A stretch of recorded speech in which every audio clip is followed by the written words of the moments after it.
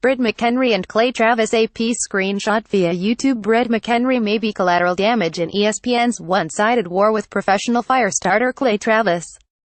McHenry, a reporter who was laid off from ESPN in April, is still under contract, and thus she has to abide by Bristol rules to collect her paychecks.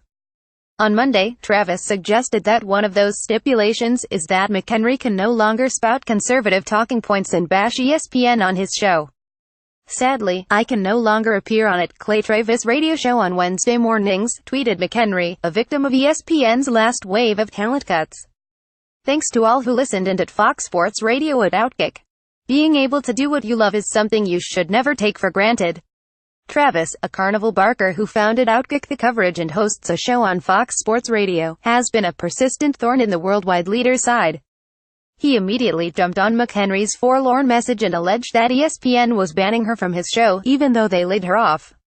ESPN declined comment about their allegations on Tuesday, but has clearly grown weary of dealing with the ringleader of the ESPN agitators.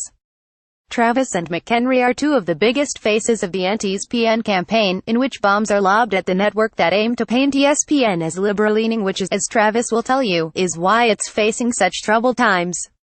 In August, when ESPN reassigned broadcaster Robert Lee so he didn't work a University of Virginia football game in Charlottesville to strangely avoid a person who shares the name of a Confederate leader being on hand following the clashes between white nationalists and counter-protesters that turned deadly, Travis was there to break the story.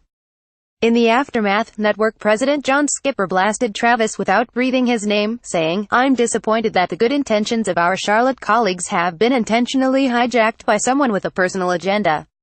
At each turn, Travis has shouted about ESPN's downfall, using its struggles to elevate his own career.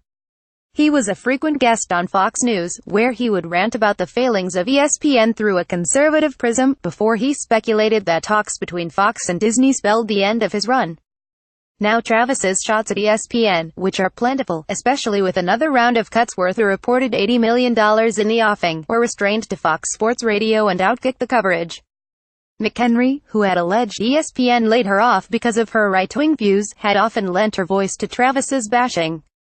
Some ex-ESPNers have been hamstrung by their contracts in pursuit of new media opportunities. ESPN reportedly agreed to honor the contracts of the roughly 100 casualties in April, meaning they still are getting paid. But with non-competes and finer contract details, former employees such as McHenry have been limited in where they can find work.